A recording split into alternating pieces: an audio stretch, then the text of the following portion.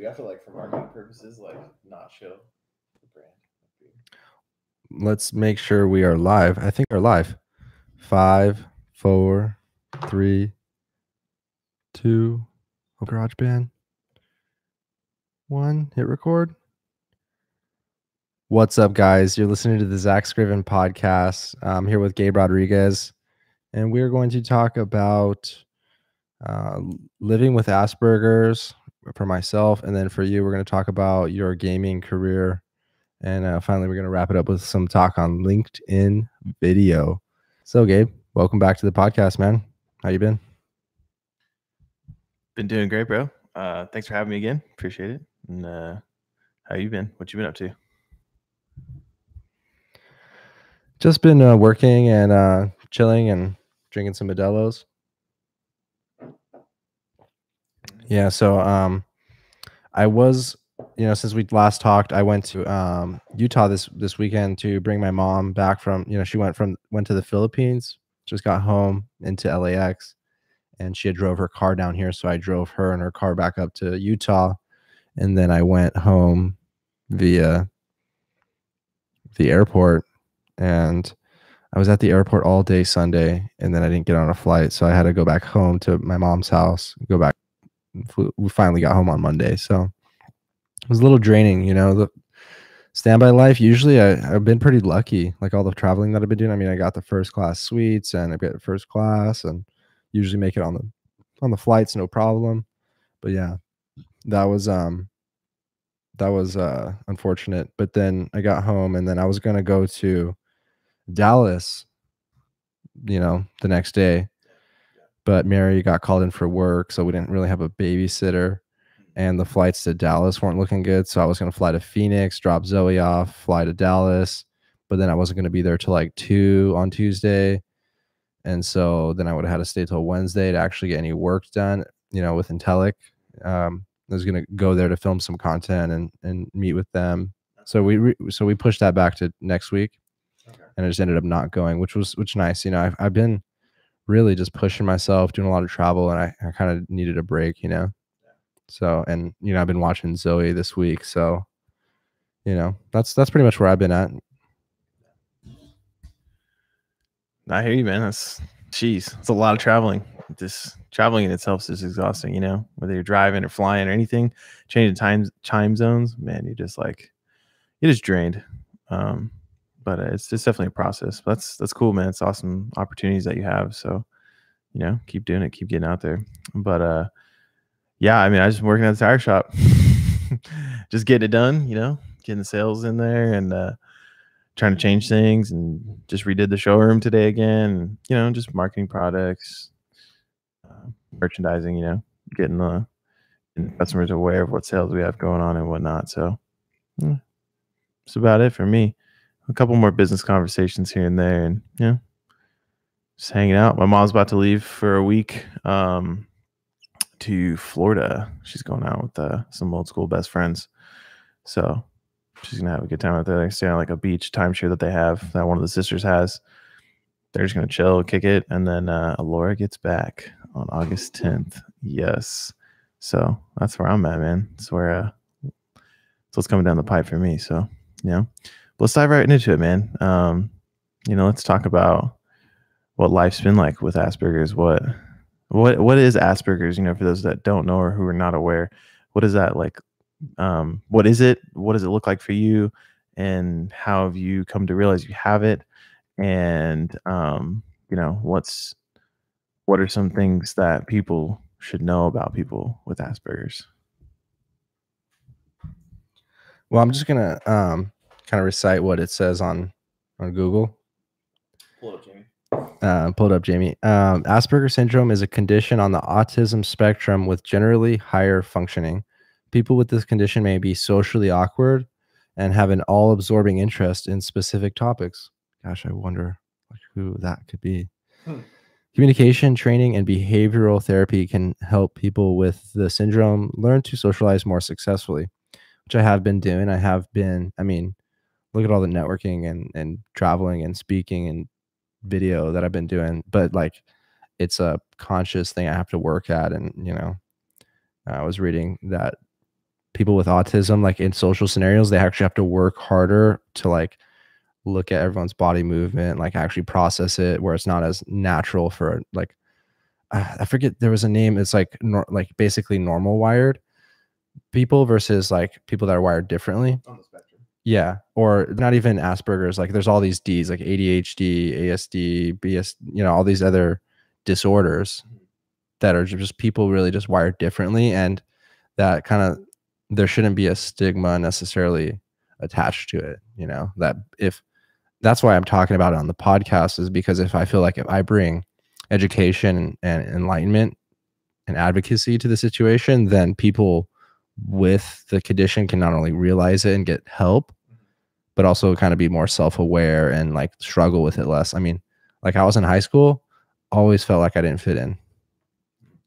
Always I was like seeking to fit in, but like feeling like I'm not, and like people may be socially awkward. So like expanding on that, I won't be able to pick up on social cues. So if I'm in a scenario and like people are kind of like dropping hints and I just keep talking, or like I'm not, and people like that don't realize that, like, what's wrong with this kid? Like he's weird. Like, and I can actually be taxing to be around. And I'm pretty sure you could probably agree with that. Like it's like when someone's around me, like it require a lot of energy. Like, I don't know. I feed off people's energy, but also like I feed from their energy too. Like I can, so I don't know. What would you say it's like been being best friends, brothers with someone with Asperger's? I guess I'm just gonna start off saying like I always knew something was like slightly different about you. But that was something that I found like cool to me. I was like, man, like Zach just don't give a fuck. Like he just gonna do whatever Zach wants to do. It's like it was just a whole new like realm for me, because for me, I'm just like I was always, especially in high school, like, okay, I need to make sure I do this, and so people don't feel that way. I was very self-conscious of like others and how they felt about me, or like my actions and what I was doing, just based on how I grew up and whatnot.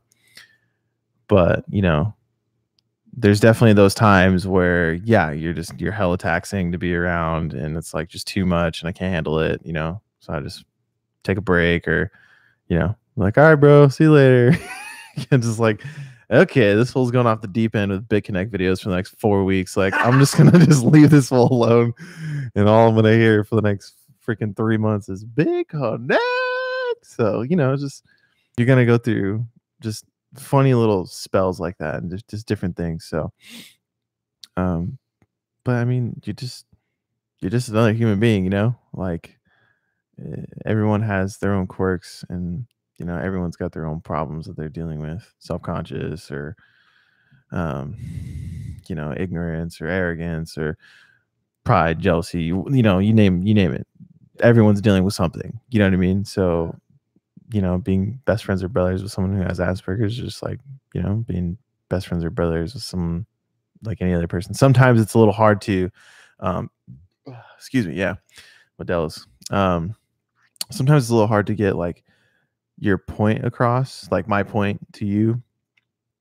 So I really had to learn how to interact and like talk to you in a certain way, and really had to listen a lot. And then once you're done like making up like 50 points, then I can like try to backtrack and wrap up all those 50 points in like 1 to 2 points of like a response. So there's definitely give and take, but if you don't even realize, or you're not even willing to kind of be receptive to someone with Asperger's, then you're never going to get anywhere with them. They're just going to be hella annoying to you, and you're just going to think that like they're just super selfish all the time. But if you take the time to get to know most of people with Asperger's, like you can actually see like, hey, they're a good person. They have a good heart. They have good intentions. They do love being around people. They do love certain things, but they just maybe don't know when to shut up, or, don't know how to not talk about what is on their brain, because it's like, you know, you're this is like you, and this is what you see, and that's all you see, you know. So if it's like BitConnect, then all you're gonna see is BitConnect for a month, you know. If it's dubstep and Skrillex, that's all you're gonna see for 4 years straight, you know. Like, it doesn't matter. It's just whatever you're into, like, you're super into it. So that's what it's been like for me. Yeah. So full disclosure, when we're talking about BitConnect, I didn't actually purchase any BitConnect. I'm not that naive. I mean, 1% daily interest rate doesn't take, like, if it's too good to be true, it's probably too good to be true. There was like a troll, like a meme video Dylan Locke made, and PewDiePie did a video, and it kind of went viral, and I thought it was really cool. It's like BitConnect. So yeah, it's interesting because there's been a lot of people that have drawn lines of similarity between Asperger's and narcissism, or like on the further scale, narcissistic personality disorder, which are kind of like two different things. And the fun Pull it up, Jamie. Okay, pull it up, Jamie. That's narcissistic. So let's look up narcissism. And I actually didn't really, I mean, the word that I've heard before, but I never really like researched, you know. I was like, oh, you know, narcissism, a narc, that's a bad, you know, they love themselves, right? Well, it's actually, it's kind of like comes down to vanity, pursuit or of gratification from vanity or egotistic admiration of one's own attributes. And so, you know, like, I guess people with autism and Asperger's, because of their like focused interest and their ability to talk, like, and not pick up on those social cues, some people might think that they are a narcissist. But the fundamental difference is that a person with Asperger's can actually display empathy.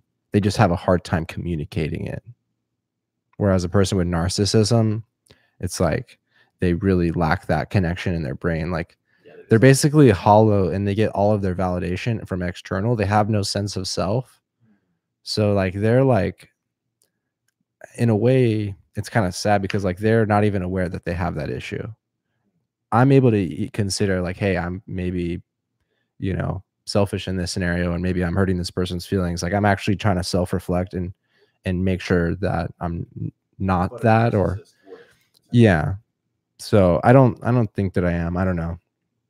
We'll let the viewer decide. But I think, you know, there's also more qualities about me that match. I mean, who knows? Maybe people have multiple disorders and it's a spectrum, right? You know, maybe a little teeny bit of narcissism here and there, you know, like, or, you know, like, people might look at my dad and be like, oh, he's a narcissist because, you know, he's just all absorbing, like, talks about himself, you know, you're better than other people. Like, you know, sometimes I feel like, you know, I'm a better person. Like, I have talents that make me some way better. And it's not a good thing, right? But in a way, thinking that you're better actually allows you to become better. And so like, a lot of narcissists are like CEOs and like maybe presidents of the United States, or like, they're really actually high achieving because they like lack empathy. So like, they'll just crush anyone to get to what they want. And like, some people are like, oh, can you teach me how to be a narcissist? It'll really help me in my building. Not to me. Yeah. To like someone who's like coach, like a therapist for narcissists. They're like, oh, can you teach me how to be a narcissist? It'll help me in my business. So yeah, I don't know. That's the difference between narcissism and savant syndrome. But no, someone said that someone with Asperger's is like a savant, but like just not fully developed. Like, you know. Fair enough. So you're saying that Donald Trump's a narcissist? We're not going there. Let's not go there, guys. We try not to get too involved in politics around here. Yeah, I think that's a pretty, I mean, obviously you read the definition, so it's pretty clear cut and dry. It's pretty black and white, you know. That's Alora. That's the baby girl. So whether or not where do I want to go with this? Whether or not you are just you're like full savant syndrome, or, you know, whether you're a narcissist, like, it's an option. You know, it's up in the air. No, I'm just kidding. just like on a general perspective of whoever you are, or whatever you're dealing with, or whatever thing on the spectrum, not on the spectrum, anything you're struggling with. Anything that I think matters is self-awareness in that regard. Like the topic we're talking about is just being self-aware and learning how to self-reflect on, the situations you went through that either bothered you to a certain extent, or like how you presented yourself in a certain extent, and just learning and growing from that. There's a lot of definite preventative measures. If, for example, you need to read up on how to speak and how to public speak and how to enunciate your words and how to pronunciate your words. Just there's different things that you can do preventatively that really help. But most definitely, you just need to be self-aware of what you're doing and how you're doing it. So Thank you, man. Yeah, it's all about self-awareness, and that's why I like maybe overanalyzing my own actions and scenarios and talents and faults, like, because it is brings self-awareness. Someone said, I think it was Finn, he said, if you state something in it like a video, or you like record it and play it back, it'll bring to light whether how true it is or how false it is. So like in your mind, something you may say something, oh, that's kind of true. If you say it in a video, like it'll really be true. Or if it's like some bullshit, like false, like, and you say it in a video, you look back and you be like, damn, what the hell was I thinking? So one way or the other, you're still learning, right? You're being self-aware. So even if you say something wrong, I mean, I'm always going to say something wrong. To say that I'll never say something wrong is to say that I know everything, which is to say I'll never grow, which that mindset is not true, right? So I'm basically always going to be wrong, but I'm going to keep getting more right in a way. So, and video and this whole personal growth tear and content creation thing is really kind of what's been bringing a lot of it to my mind. And not gonna lie, like a lot of it has been kind of a negative emotion. It's hard like to deal with it and to go through and think like, hey, what if I was a narcissist? Let's consider that. Like, well, like how is that going to affect my family? Am I abusing my loved ones? Like, really, like, look at myself and my actions, and like, is me quitting my job to be a full-time video content creator, is that in vain? Is that vanity? Is that narcissism? Or is that truly me following my passion and using my disability, or not my disability, my difference,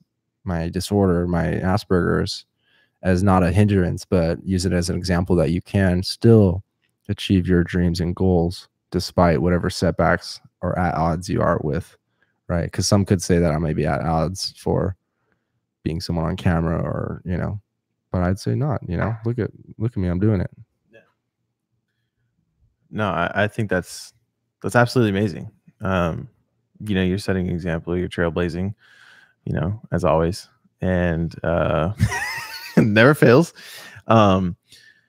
It definitely shouldn't be a hindrance. It should be something that you learn, again, being self-aware, that you learn how to really just use your advantages.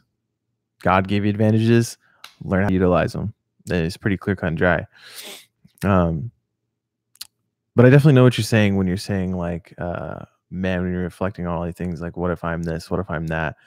Bro, when I was gaming, holy crap, dude. I was like, man, what if I am a freaking mooch? What if I am like a leech? What if I am just a POS, like living in my mom's basement, trying to just make it as a pro gamer, there's all those thoughts cross my mind, like I wouldn't hang out with friends because I was like just practicing constantly, just trying to get better.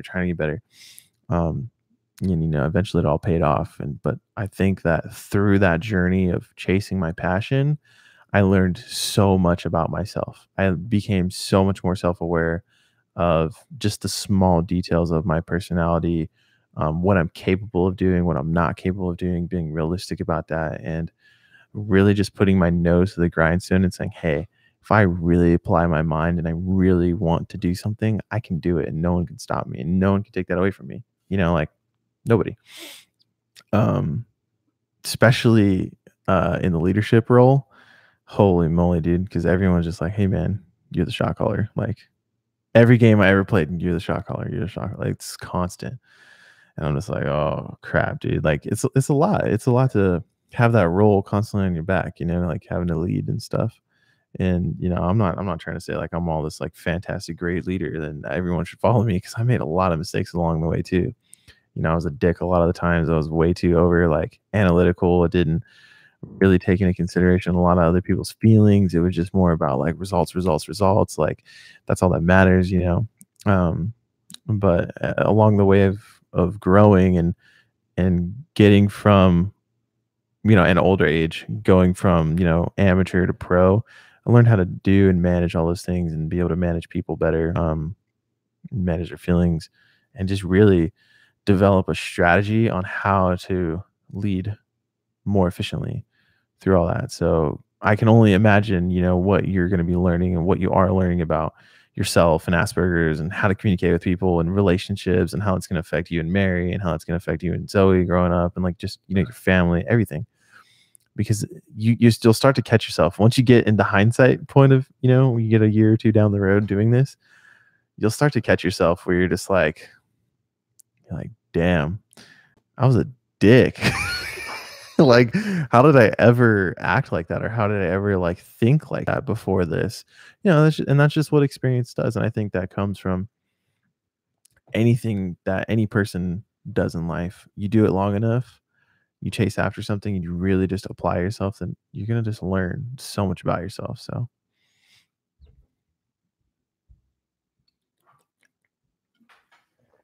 like Finn said, just make a decision and just do something. It could be right, could be wrong. If it's right, you just continue to go more towards it. If it's wrong, you learn that, you self-correct. But to be in the state of like, you know, purgatory where you're not making a decision, and you know, so like, you know, by me moving forward, pursuing this, doing this, taking action, you know, not dwelling on it all day, not waiting till something's perfect before I release it, like. And that's why what's really cool about this podcast is that it's like a morphing living entity. Like from the beginning of when it started to where it is now, it's like changed so much. Like there's been like little things I'll tweak, like the thumbnail, I'll tweak the format, I'll get a new audio, I'll return the audio. I'll bring it to VidCon. I'm bringing it to Aviva World in September. Yeah. Aviva World is the Wonderware, like, you know, Aviva was purchased or merged with Schneider Electric Software, which is like Wonderware, and they're all stacked. Like, so Aviva World is basically like the ICC for Wonderware, and it's in Texas. And I'm working with Wonderware California and Intellic to basically go put out content. I'm going to do some interviews, some video podcasts. I don't really know what I'm going to do. I'm just going to do it and make interesting content and on behalf of my sponsors. And so that I'm pretty sure will be in the podcast. Like it'll be the Aviva World edition, and it'll be it'll be there in the timeline of that's what I did, you know. I might, you know, the running joke of the podcast is if I got into underwater basket water weaving, that I'd be talking to the world's best underwater basket weaver on the podcast. So it's going wherever I'm going. And it's almost like I fully acknowledge that with my disorder, I'm never going to have something figured out and like be like, oh, this is it. This is what I'm going to do for the rest of my life. I'm going to continue to change, and maybe not as drastically. I might narrow down on what it is that I'm doing and get better at it, but my interests are going to shift, and I'm going to have side things. And so that's why I really like the format of the podcast, like the story, the lineage, the history, you know, because not only can that content then be dissected and distributed out elsewhere, like a little small video from that podcast for a video to put out for Wonderware or Intellic or whatever, but it's also like built into my story. Like how my dad worked at Wonderware, and you know, my family started a system integration business, and how I started working for them at a really ridiculously young age and became like a really young integrator, and then took over that business, and then went out to Texas and met Walker, and you know, was making ridiculous money working at oil and gas when I was 21 years old, like doing SCADA and programming in Python and database and SQL. And loadout trucks, and then going to work for Vertec, and then going to work for Sofa, and then finally pulling the plug, to go work for myself again.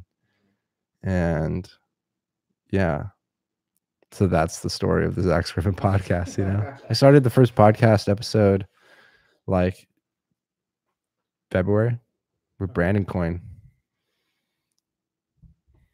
Well, that's some awesome lineage. It's I mean, I've known you since sophomore year of high school, so it's been pretty cool to see you go from like that point, and obviously hear about all the stories in the past, and like you working, that's Oliver, and hear you working at such a young age for your parents. I was like, dude, what the heck? That's just crazy cool. Just that opportunity, that experience, those skills, He's so cute. It's just beautiful. So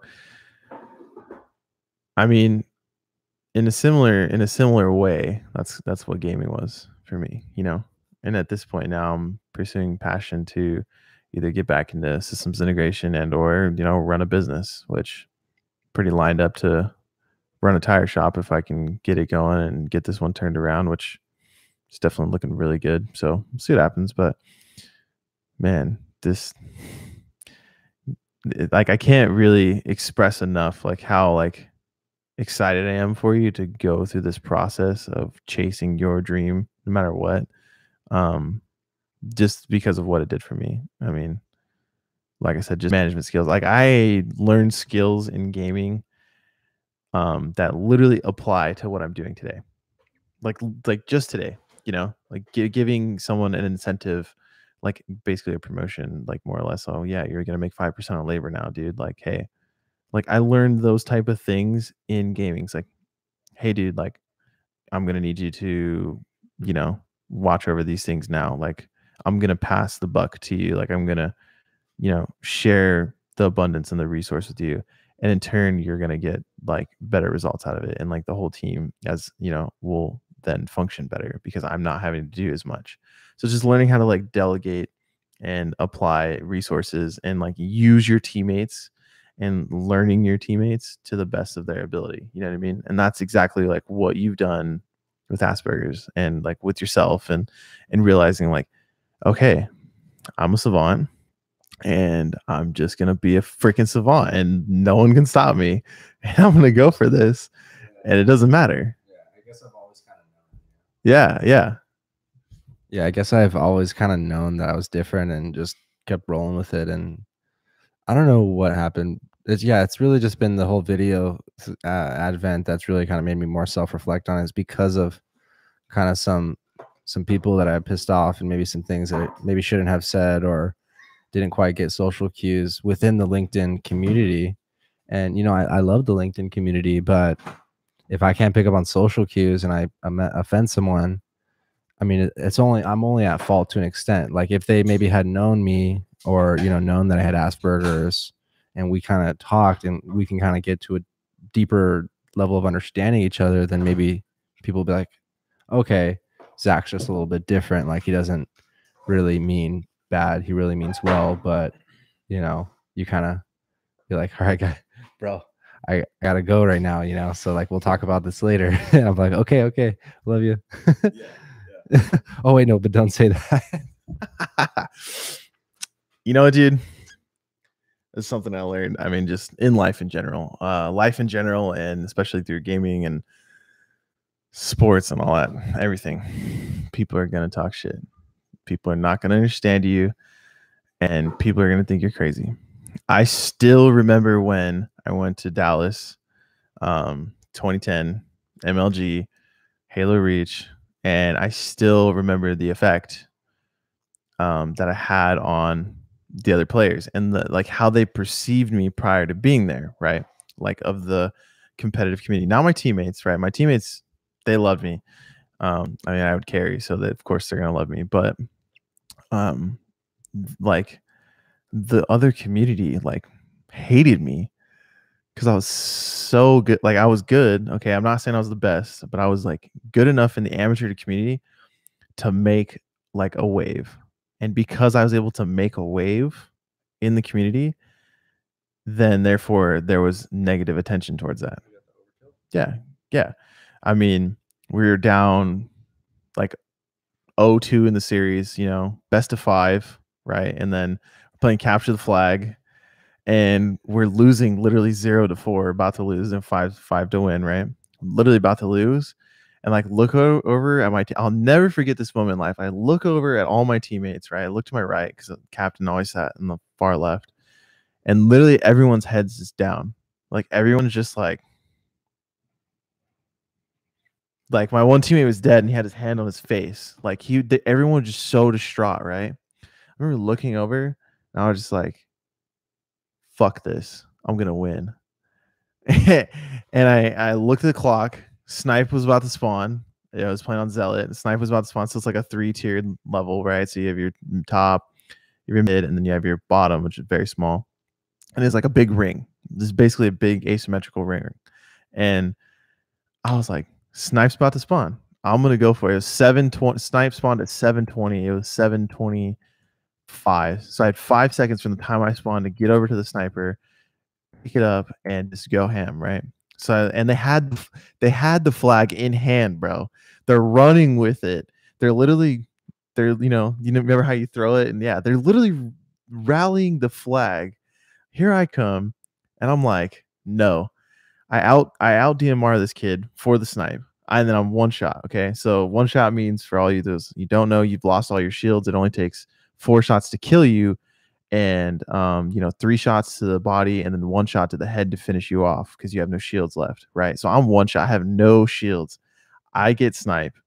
The first kid I see, I kept my DMR. I picked up the snipe, but I had my DMR still out, which is a single shot weapon. I start fighting this kid. Oh, it was 5 shots. 5 shots to kill, 4 shots to take down the shield. Okay. I start fighting this other kid, and I have no shields, and I out DMR'd him. I juked the living crap out of this kid, dude. Like, and on land, that's so hard to do because every shot lands. So if you really miss on land, like you just suck. Like, sorry, you just suck. So kill this kid for the snipe, kill the other kid with crazy out DMR play. And there's all these people like gathering, and like, cause they just were watching the pros playing. So they all start gathering like on the AM scene. And I was getting loud, bro. I was like, let's go. And so came back around with the snipe, dude. And like literally the kid was 2 inches from winning the game. And I was like, boom, sniped him right in the head, dude. He dropped the flag. And like all I just hear behind me is everyone's like, ah, like everyone's just freaking out, dude. And so, then the 4th kid is right down there, dude. And I was like, boom. And I just heard the announcer, overkill, extermination.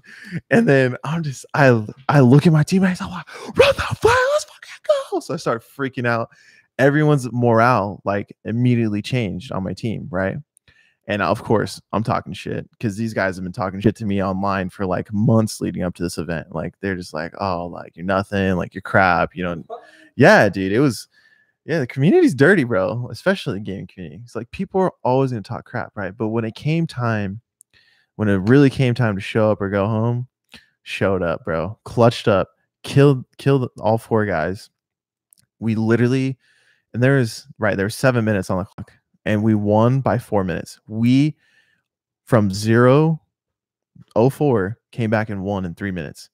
I kept sniping him. I kept him down, and I was talking crap the whole time. I actually got a penalty, low-key, because I was talking so much crap. And after we won the game, I was like, it's time to go home, boys. Y'all going home. So, it just like that psychological warfare just kind of came out. And yeah, we won the whole series and we sent them home. We sent them packing. Like, and we were 0-2, so we came back and we won 3 rounds straight, So off of just one move, one play, and one decision to say, I am not going to lose. I'm going to do whatever it takes, And from that moment, dude, there was so much buzz, like the whole tournament. That was the first overkill extermination of the whole tournament. Everyone was talking, like even above the pros. Like the pros didn't even get an overkill extermination at that point. So it was like, the refs were talking about it. All the other teams were talking about it. Final Boss was talking about it. Freaking Straight Ripper was talking about it because they're, the pro teams were there. They're like, dude, this kid just freaking popped off. And so And I remember the other team captain specifically came up to me and he's like, dude, he's like, I don't know how you did it, but like honestly, like he's like, you're better. Like, I'm sorry. And he like apologized for all the shit he was talking online for like months. Never forget that moment my whole life. And I was like, bro, it's like it's all good, I understand like name of the game, I understand people don't like each other. It's cool, like we're chill. I've never like talked to him after that, but he came up and like because of what I did and the influence and the wave I made, like I mean, obviously I crapped on his team, so like, yeah, he's gonna say something, but he could have spun that any way he wanted to. He could have like talked more crap, it could have just gone negative, but he owned up and he was just like, it's like, no, man, that was sick. Like, I don't know how you did it, but that was freaking sick. And I was just like, thanks, dude. Like, just doing my job, So, and like to end the story, we pretty much, we won another 2 more games, 2 more rounds after that, and then we went home. So we almost made it to semi-pro in that 2010 series. We were like just shy of making it to semi-pro. It was like so demoralizing. But basically, my team just couldn't keep up once we got to the higher levels. I hate to say it, but really, like, they just weren't at par. Like, the talent we were playing, like, everyone was, like, as good as me, if not better. And they just weren't there. So, losing the DMR fights, like the one-on-ones, or not knowing how to run away and, like, use your teammates and team shot on them, they just didn't have that mindset. And once we got to that level, it was like it's a whole nother ball game. You know what I mean? So. Yeah, that's a good story, man. And I think it kind of shows it's not like, gosh, where's the maxim? It's not like life is like 10% of what happens and 90% of like how you react to it. Like that overkill didn't win the whole match, but it did because it's 90% of how they reacted to it and 10% of actually what you did, So that's a good story. So I think my takeaway is that, while I may not understand certain social scenarios or maybe read into something too much, or maybe there is certain scenarios where I'm, like rubbing someone the wrong way and being abrasive and they don't like me, that I should just like it says 10% of what actually happens and 90% of how I deal with it. And if I just don't worry about that and like still be self-aware and like don't piss off the whole community, but don't get overly upset over one pissing one person off. Someone said it perfectly too. There's like 30% of people are going to like you, 30% of the people are not going to like you, and 30% of the people are not going to care either way, right? So who am I going to try to focus on? The people that like me, because I'm going to just be me, like I'm not really going to, like I'll admit like remorse, and I should probably change, but yeah. So Zoe, guest surprise appearance of Zoe on the podcast. I think it's way past her bedtime, but guest appearance, Zoe.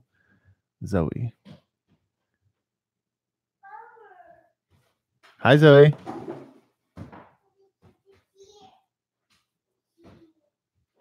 We're just waiting patiently.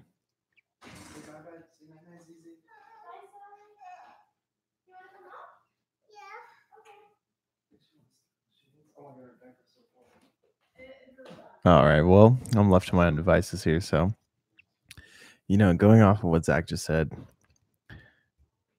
essentially, you just got to keep it pushing. No, people are always going to have some negative say. People are always going to have some negative say. But what you do with what they say and how you react to what they say really will tell you how far you're going to get, and really help you or hurt you in your journey, whatever you're doing, whether it's pro gaming or chasing, social media content or being a podcaster or whatever, the relationship. You just got to really learn how to take the punches of life. That's really what it's all about. As Rocky famously said, it's not about how hard you can hit. It's about how hard you can get hit and keep moving forward. So it's a little motto of mine that I've taken on that's helped me a lot in life. to go back to business and tire pros, man, business has been booming, ladies and gentlemen. Thank you. I appreciate all your support. I love all my clientele. I always try to take care of everyone that comes through, and treat them all fairly and give them the best deal I possibly can. I'm just so grateful to even have a job that I can go to. I'm so grateful for my health and life and everything in between. So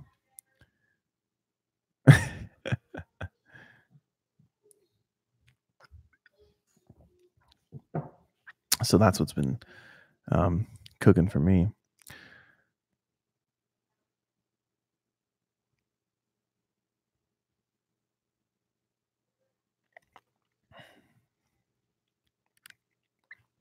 So I guess let me dive in a little bit more about my pro gaming experience.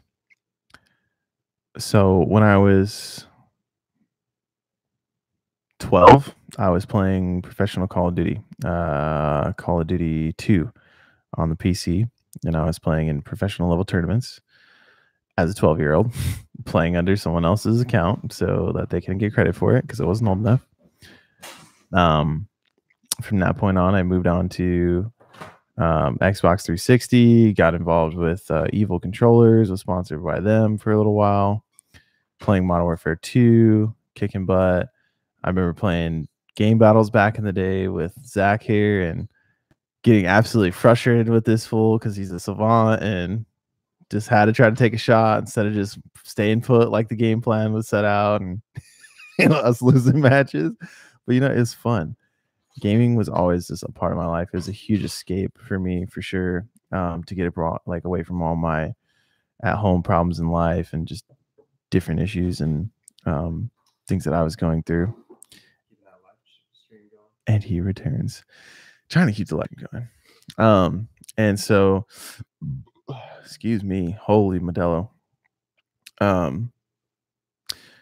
yeah, really just kept moving, kept pushing, got into Halo, like I was talking about earlier.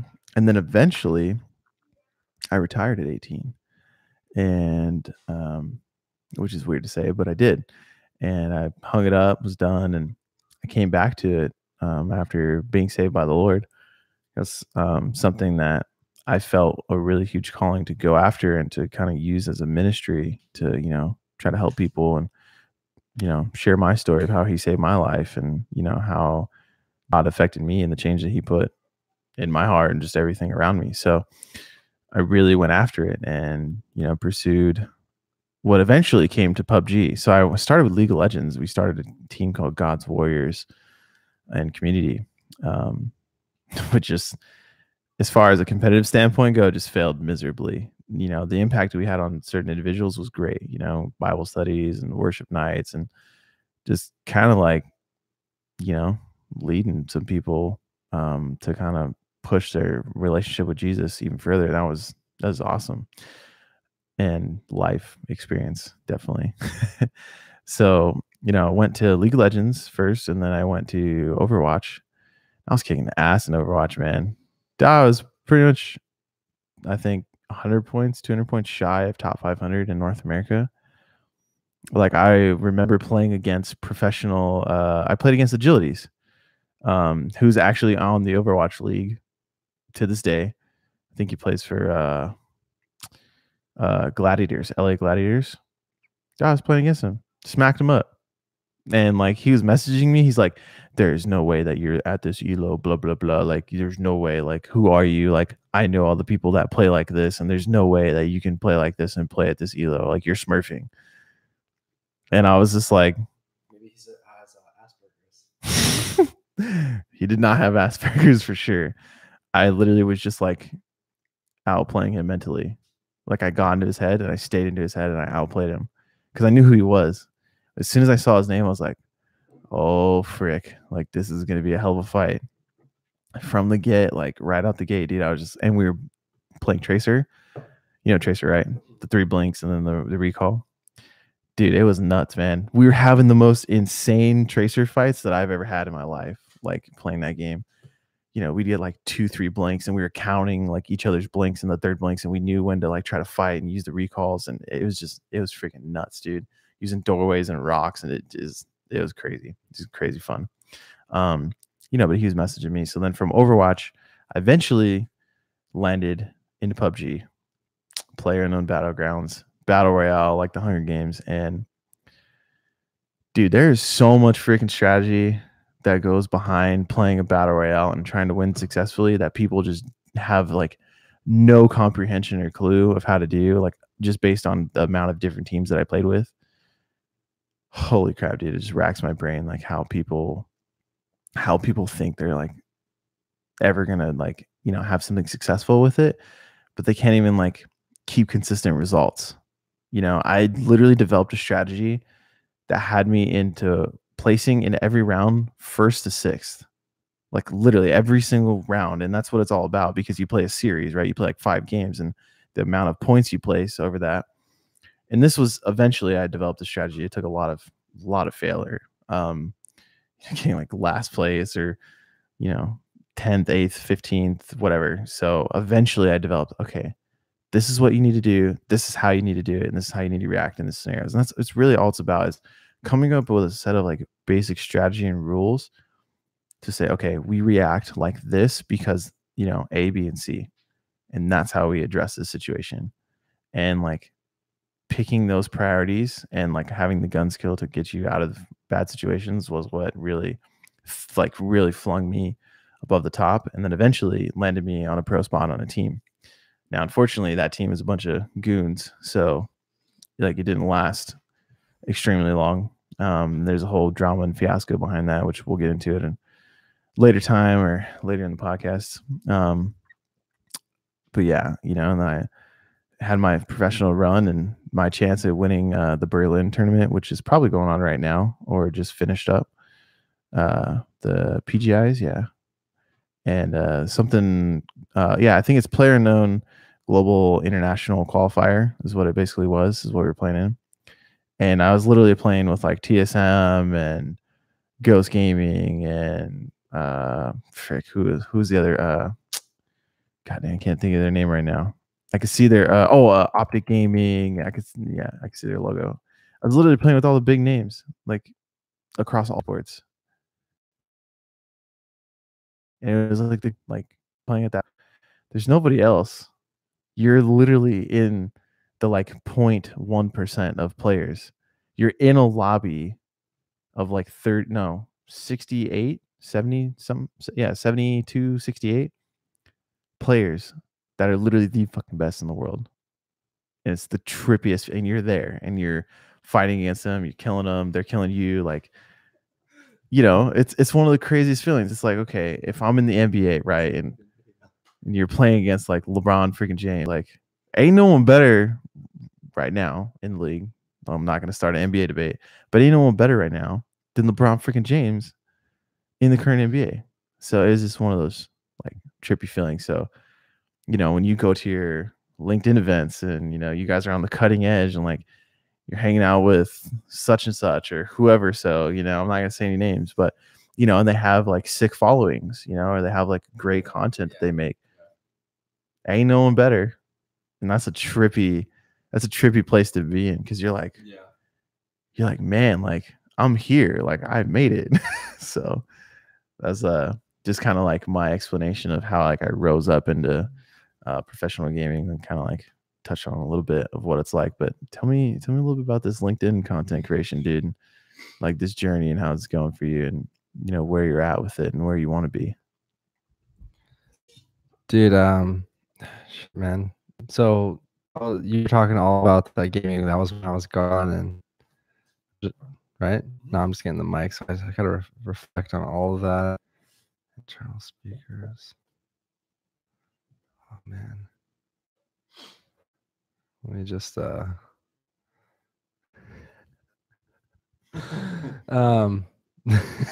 good, man. Dude, this video I found today was like so funny. Such a savant. Oh, AC. To play. Community and Comments on a very inappropriate photos. But I really appreciate certain bears in certain areas of the world would please cease and desist from these inappropriate engagements. Thank you. So are you guys hearing that out there that are being pervy? Don't be pervy. Okay. What's going on with you? What are they doing to you? Yes, I agree. I don't know how to speak in Russian accent anymore. Well, that was pretty clear. We got that figured out, but we didn't want to call you out on that. That was an obvious thing. So just keep on going. Just keep on going with the piss poor Russian accent. And tell them what's going on. I agree. I don't like unwelcome advances in as you say email. Okay, I don't need pictures of teddy bears or I have never seen your picture. Flowers. I don't need that. Okay. I am unicorn. I am enough. I don't like unwelcome advances in as you say email. Okay, I don't need pictures of teddy bears or I have never seen your picture.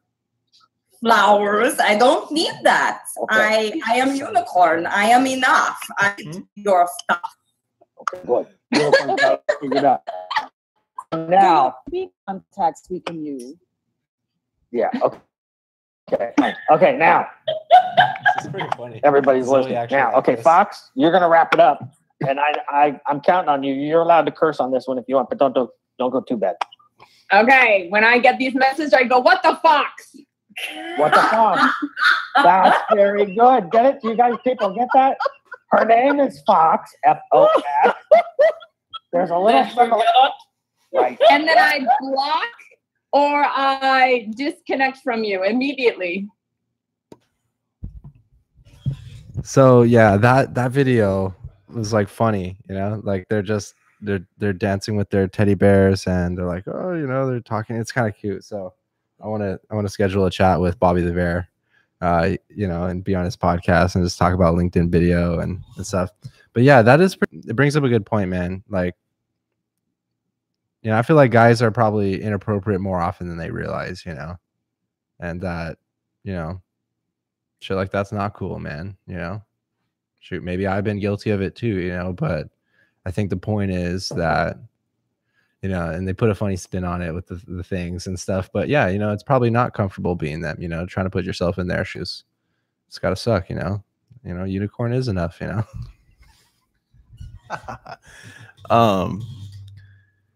How do I want to approach this? How do I want to talk about this? I mean, it's unfortunate that it's highly like about true though, you know. Like unfortunately, yeah, you're gonna get advances. Like gamer chicks, forget it, bro. Like the amount of mess, like I had a few gamer like chick friends that were pretty just chill, you know. I was like, why am I gonna hit on you? Like I'm like we're gaming, like we're just kicking ass together, like, whatever. But the amount of like messages that they would get was just like insane. And I'm like, are you serious? And like the amount of it like people trying to like hit on them in lobbies, you know, or be like, hey, like, do you want to join a prep chat with me? Like, you know, I'm like you guys are so fucking stupid. Like, just be friends with them, you know? Like, I don't know. It doesn't make sense to me, but I think it's really easy to be inappropriate without realizing it, for sure. I mean, I know I'm guilty of it. I know I've done it in the past, for sure. And I do my best not to, you know what I mean? But, you know, it's just one of those things that you have to kind of just learn from and grow from. And honestly, like, let's be real, if you're in online gaming or like online content creation, like you're gonna have creepers. Like, let's just be fucking real. Like, let's not sugarcoat like what the communities are like out there online. Like, guys are pretty sick. Guys can be sick, and honestly, girls can be sick too. So it goes both ways. Definitely, I'm not trying to say like, I got a bunch of messages or anything, but I definitely received a few in the time, and I was like, oh, that's just kind of weird. So I can imagine how they feel too. You know what I mean? Maybe not to the full extent of what they're feeling, but I don't know. I think that I don't know if it's worth like honestly trying to change or talk about. I think it's a generational thing. I think it's just guys just trying to get some at the end of the day. But yeah, I agree. I think it's just something that like, whatever, like just get over it and just move forward. Yeah. Yeah, that's a good point. And it's interesting because, the way that you talked about it, it's almost like you're kind of accepting that that is the way that it is. And does that therefore perpetuate that problem? Or does it, actually, like, I don't know. And the other way to look at it too is,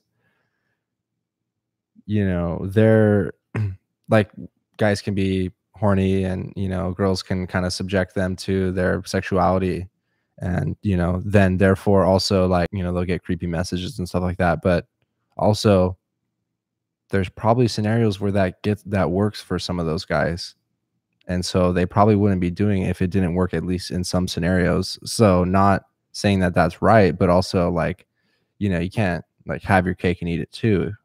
You can't use the benefit of the sexuality when it benefits you, but then be like, oh, they're, like looking at my, you know what I'm saying? Like, they're sexualizing me, but you're using it to your advantage. It's like, it's kind of a double-edged sword.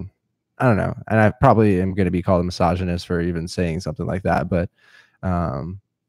I definitely support women. Like, no woman should have a nude image sent to them without being solicited. Like that, I feel like is just plain wrong.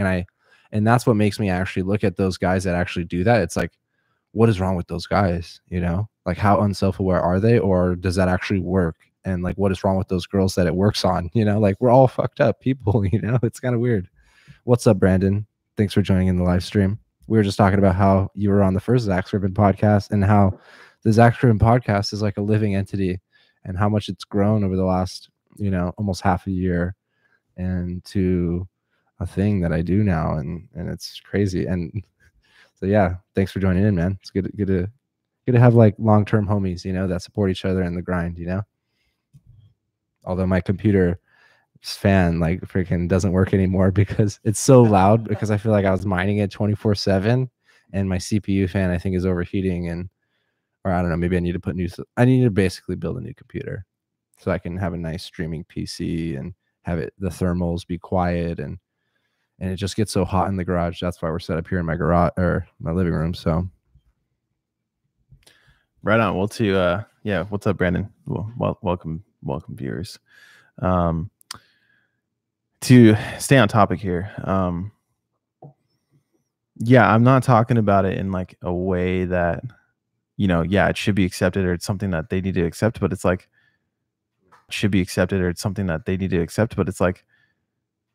it is a reality. It is. And, you need to face reality at some point or another. You can't sugarcoat or lie about it. And the only thing that you can control is how you change yourself.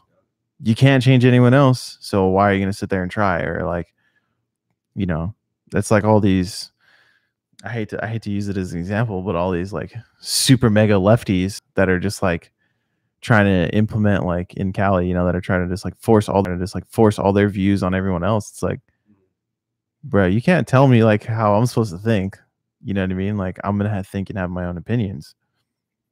And it's just like, it's just kind of crazy, and I'm not like comparing them to like the lefties or anything, but I'm just simply saying that at some point or another, you got to face reality. And at some point or another, you just got to try to just change yourself. And, the way you handle either them like approaching you, or, how you just, okay, I'm just going to block you, whatever. I'm not even going to give you the time of day.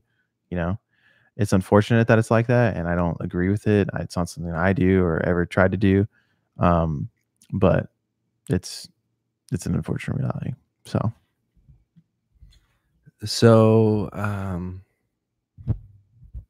there was something I was going to say. Just gonna talk about 90%, 10%. That life is, 10% of what happens to you, 90% how you deal with it. It's true. Yeah. Okay. So, yeah, there's this whole new weird concept that it's almost like people are having a hard time separating their ideas and philosophies from their identity. And that, like, if I don't agree with your belief on something, that now it's an attack on your identity. And there's like some tribalism going on. Like, does that make sense? Like, I don't know. I mean, I guess our identity is a summation of our beliefs and experiences and who we are, but we should be able to have a reasonable conversation about the subject without, like, I should be able to disagree with you, and then we should be able to talk about it without like resorting to like almost tribalism behavior where they're like, maybe protesting, and they're like, you try to talk to them, they're just yelling, and like just like, they're not really there, like they're kind of in, Tribal, yeah. So have you noticed that? Like, what do you think about that? Is that scary? Like, I think it's crazy, actually. I can't speak on like too many issues because I just don't stay connected with the news like that, because I just don't want to give it the time of day. Just take a topic, pick one. But for any example, let's just talk about like transgender, right? Okay, I get it. You want to be, transgender. You want to switch your sex. Okay, cool. But you can't change biology and how you're born. So okay, but that's cool. Like, you want to change, how you're viewed and what you're called and all that stuff. And okay, I'm gonna respect that, and I'm gonna give that to you. But you can't get offended at me for being like, well, I still like think you're a man and you changed into a girl. Like, you can't really get mad at me for that. You know what I mean? It's just not how it works. It's not how we were created. You know what I mean? We're not just like bioengineered things, It's just not how it works. So that's just like a small kind of example of what to look at. And I definitely think this is something they talked about on the Joe Rogan podcast, like extensively, and they like really dove in onto it. But yeah, from time to time I'll watch the Joe Rogan podcast, mainly when I'm at your house or but I definitely do and have. So I think it's pretty crazy though how it seems to be more so coming from like the college generation now. And definitely obviously the liberal colleges that are just kind of more so getting like the protest on, and even even the anti-Trump rallies, man. Like, when I was watching those, I was like, Lord, this does not help the case that Trump's like a douche, like we all know that, but you're just like literally screaming out there, not my president, not my I'm like, bruh, he's the fucking president. You can't change the facts. Like, did you vote? Like, did you guys vote? Did you, like, that's how the system works. That's the beauty of the system. If you get a shitter in there, vote again, change people's minds, but do it in a logical sense. Don't just like basically just be a baby, Don't just resort to being 4 years old, like, and throwing a tantrum, or like, like Zoe upstairs, like just not wanting to go to bed. You know what I mean? Like, it doesn't make any sense to me, So that in a sense is scary. That kind of worries me to some extent, but hey, that's just the world we live in today, and it's pretty freaking crazy out there. So, well, what I would say is, what the fox? Yeah, and it's almost like, oh well, because and I can sit here and say like, all right, well, yeah, Trump is kind of like, he said some shit that he probably shouldn't have said, and just because I don't classify myself as like Democratic, like I don't just because I call myself one thing or another doesn't mean I necessarily subscribe, and I don't think anyone should do this, is subscribe to all their things automatically. Like, if you were Democratic and then you switch to be Republican, doesn't mean you got to change your standpoints on like gay marriage. Like, you should decide that independently of your party, and then at the end of the day, vote for whichever party aligns with your beliefs mostly. For me, it was actually Libertarian Party is what I kind of identified most with.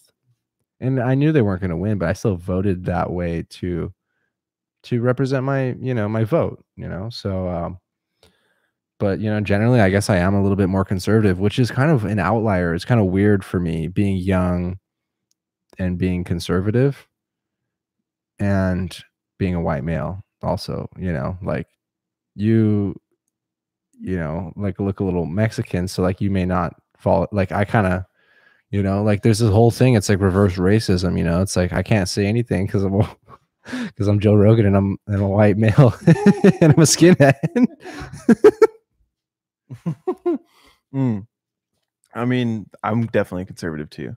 So, and I'm a mutt, so that's just how it works. But yeah, I literally,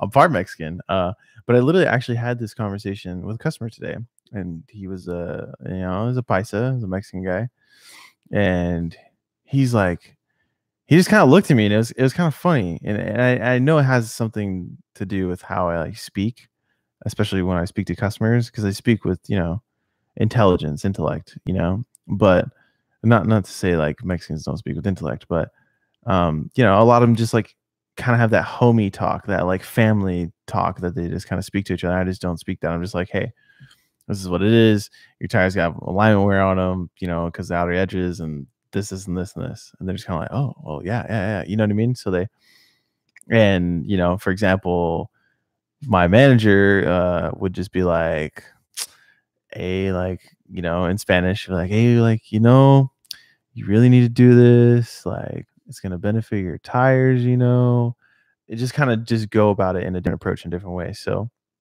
but anyways, to get like back on topic, the customer was like, he's like, man, he definitely respected it. But he was like, man, he's like, so are you Mexican or are you white? And I was just like, I was like, I'm actually technically both, I was like, I'm a mutt.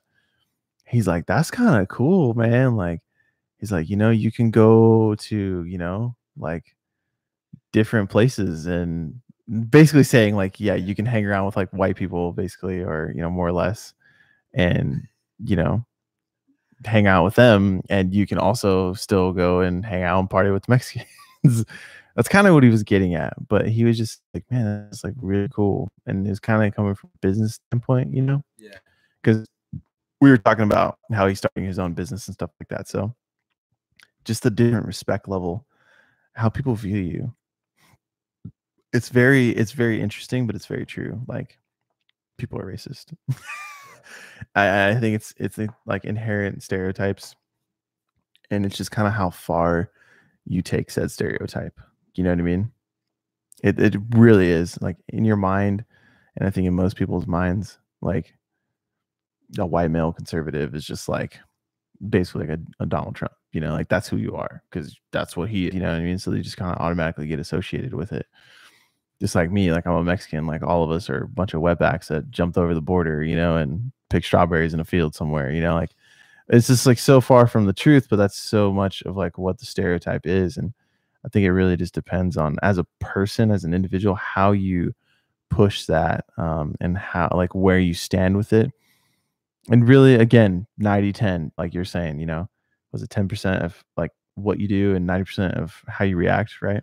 What you've been saying. So it's definitely one of those situations too. Like, yeah, you may have certain feelings, or you may have like certain stereotypes out the gate, but hey, it's all about how you react. I was gonna say something, and I forgot. Oh, yeah, if you're, what'd you say? If you're this, if you're white male conservative, then you're basically like Donald Trump.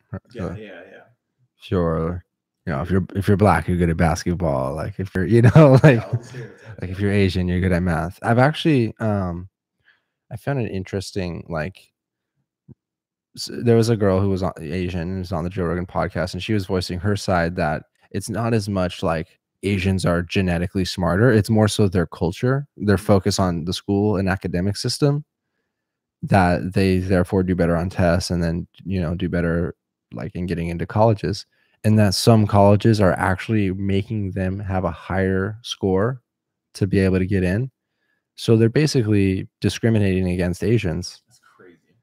And it kind of like it starts crossing the line of like, you know, I'm all about equality of opportunity, but that's almost borderline equality of outcome. And that's, if you have equality of opportunity, by definition, you're not going to have equality of outcome, because different people are going to have different desires to have different levels of success and different drives. And some people are going to be fine with just, you know, being on government welfare or whatever, or like, you know, living on the streets, or just having a 9 to 5 job and just, you know, having a chill life.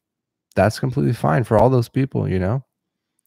But like, yeah, and then like, you know, and I get like there's like the 0.1% that has like an astronomical amount of wealth, and like it's really hard for them to like, you know, there's probably got to be certain ways that we can deal with that as society, but there's probably got to be certain ways that we can deal with that as society. But to say like distribute the wealth, it's more like distribute the poverty, because I've heard that like you try to start doing that, you know, you're running it through the government's inefficient, so you're just wasting a lot of resources, and you end up, everyone is less well off than had you just had a free market capitalist system. And there's, you know, I don't know. I mean, I've actually considered the universal basic income, and I think that could actually be a good solution, especially as automation takes into place and starts eliminating a lot of jobs. And the way that it would be different than a welfare system is that welfare goes away when you get a job, so you're not incentivized to get a job, whereas a universal basic income could be across the board, or maybe it goes down a little bit when you get a job, so you're still incentivized to get a job.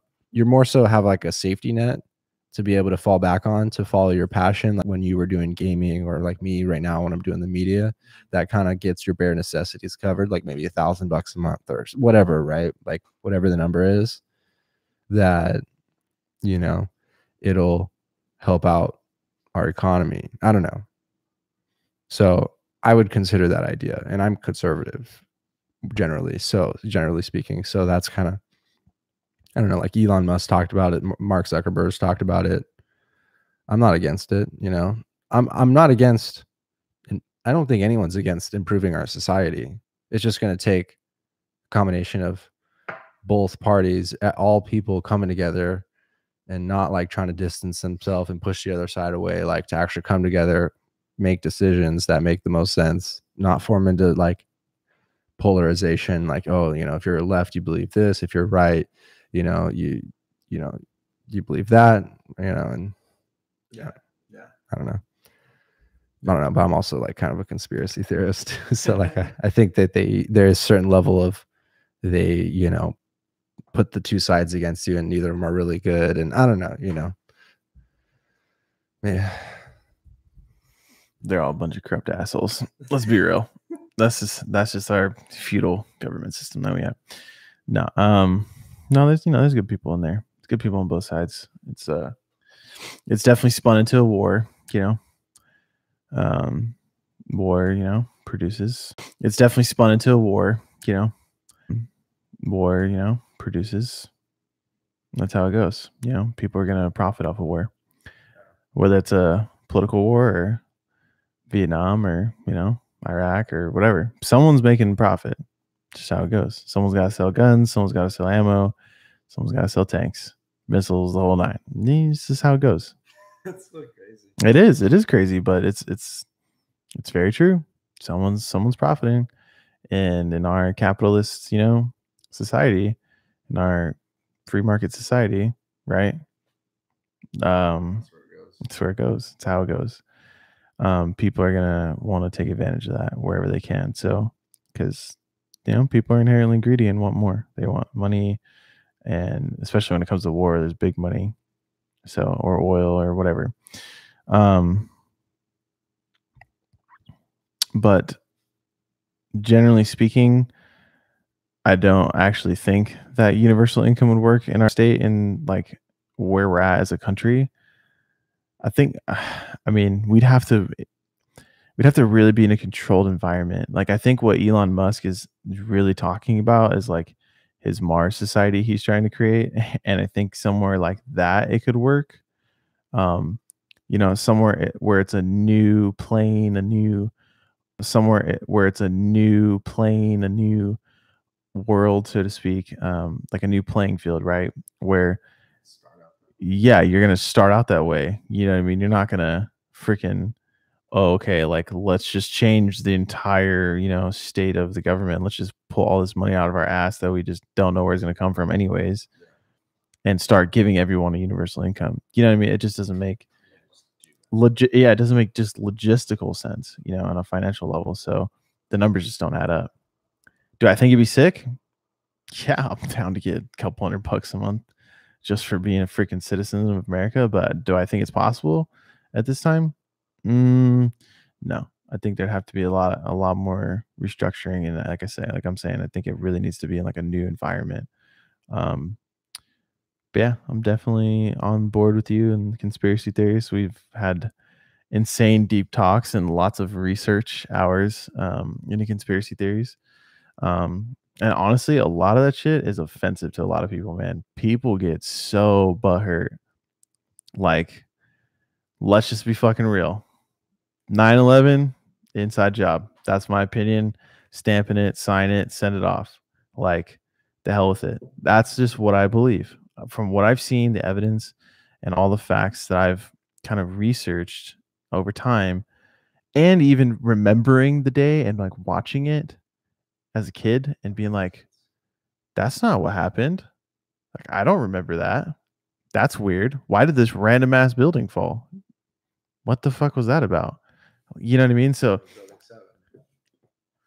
we're not gonna go deep into the rabbit hole here, but you know, people get so offended by that statement that they can never really want to even see the other side of the fence, or like, why I even believe that. I've literally told that to a couple people and they were just like so appalled. So, oh my God, we're America. Like, how can we ever do that to all the people? And I'm like, look, I'm not trying to be insensitive to all the families that lost lives and everything. That's like sad as hell. But families that lost lives and everything, that's like sad as hell. But like, come on now, you know what I mean? Like come on now, you know what I mean? Like, let's be real about what happened, or let's try to uncover the truth. You know, how the hell are these, you know, people supposedly hijacking the plane and doing all this stuff? And like, yeah, I think it's possible to coordinate an attack of that extent, you know, but just the way that everything went down and all the things that don't add up to what the media was saying and to what the government statements are, it just, yeah. We're gonna avoid the rabbit hole though, and we're gonna get off the topic of 9/11 because we'll just sit here and talk for another hour. But I do think we're running a little bit short on time here. I do think we were trying to keep it on an hour's time, so let's get a time check and let's try to wrap it on up. I don't know what you're talking about, man. Dude, the best natural defense system has by far and away been Twitter, because I don't think you can pull off 9/11 anymore with Twitter, or like a lot of like people be having that shit on live video stream. You know, like you can't really, things back then were not the same as they are now. So, and like you said, the severity of it played into the being able to get away with it, because you know, you can't talk about it because it is like people died and they do get upset. It's like that whole social experiment I did when we went to New York City, and I just thought it'd be a good idea to on, you know, Avenue of the Americas and 44th Street, like, you know, be like, I was just walking the street and I'm just like, what if I just started saying Avenue of the Americas and 44th Street? Like, I was just walking the street and I'm just like, what if I just started saying boom, boom, boom? And so I just started saying boom, boom, boom. Like, you know, because those are explosion sounds, right? And everyone was talking about the explosions, like after, you know, when the building was falling and being demolished.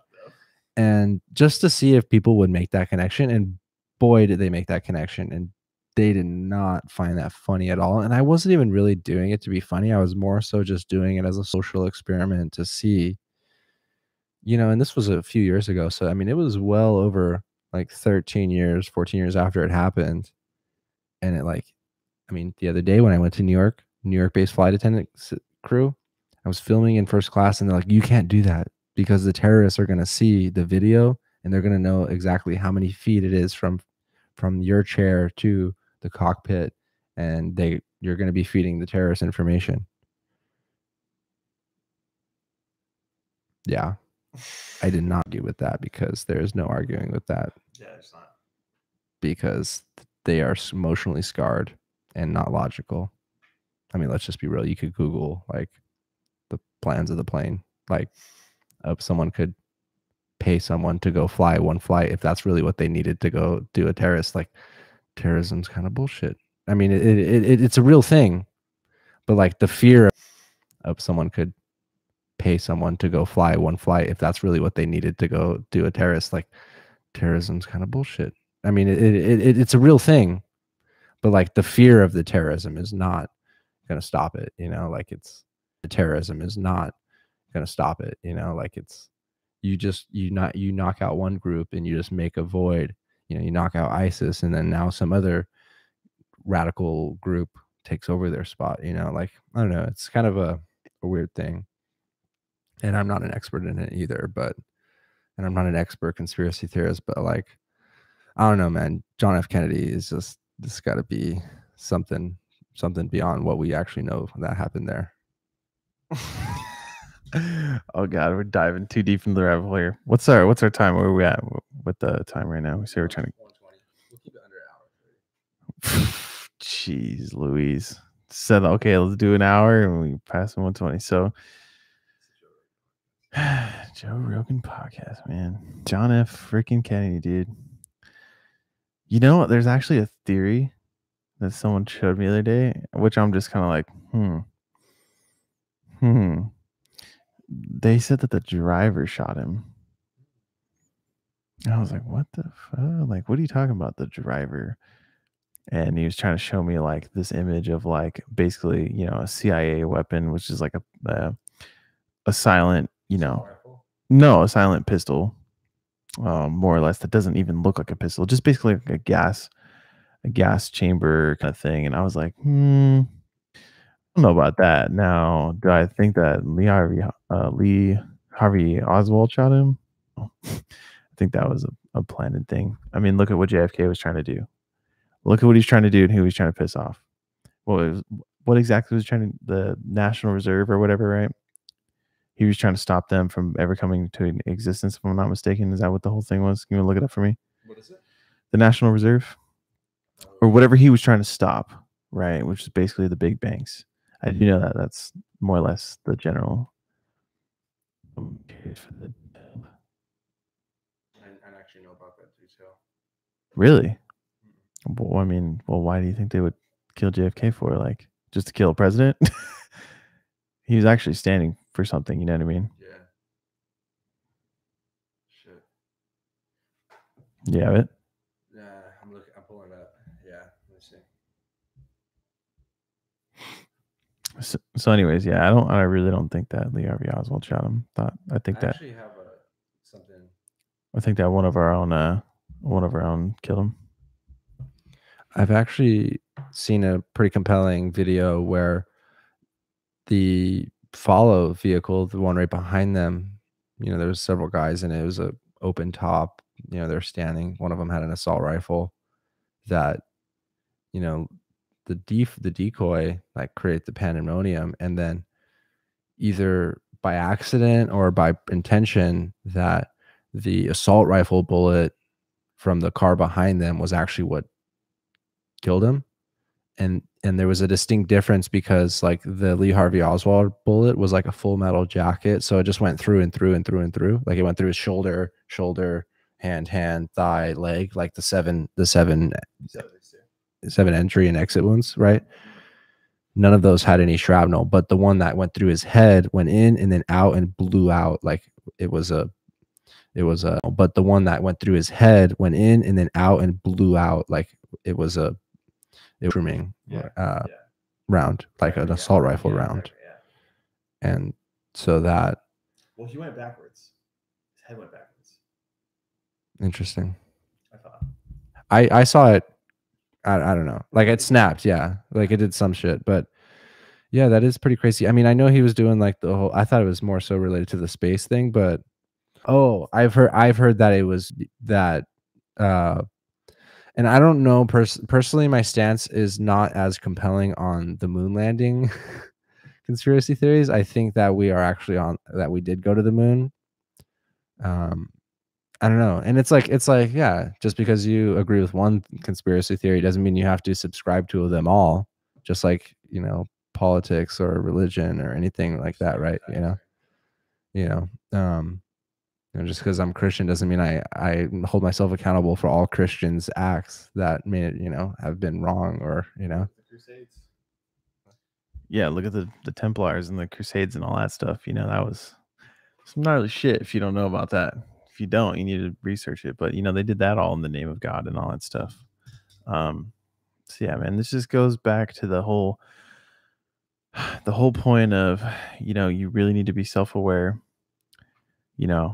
Like you're saying, it's 10% of what you do and 90% of how you react to situations, and really just being sensitive to people. Like, just don't be a freaking arrogant douche. Like, get to know somebody, talk to them, figure out why they are the way they are. I understand that that's not always like a possibility with our world and how we are just all pretty self-absorbed, more or less, especially with technology and just the age we live in.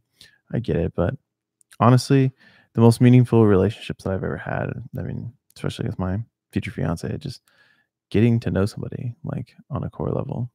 So, yeah, man, it's been a blast. We're definitely way over time. Love you as always, bro. Hope everyone enjoyed out there. Hope all the viewers, the LinkedIn fam, the YouTube fam, the Facebook fam, everybody that, comes through and watches for me, watches for you. I just hope everyone enjoys and had a good time. If you have any topics you want us to talk about or touch on, or you're curious, you got questions for either of us, just hit us up. Hit us up on any social media platforms. If you haven't already, follow the Zack Scriven podcast. Hit that like and subscribe button down below on that YouTube channel. Hit the like button, comment on that Facebook or that LinkedIn post that's going on, and follow Zack Scriven and all his awesome ventures, and follow us both on Instagram. All right, guys, that's it for this episode of the Zack Scriven podcast. Make sure to get subscribed. Tune in for another show. Gabe, it's been a pleasure. Always. And 90% of what you react to it, and 10% of actually what happens. So that's the takeaway for tonight. Later, YouTube fam.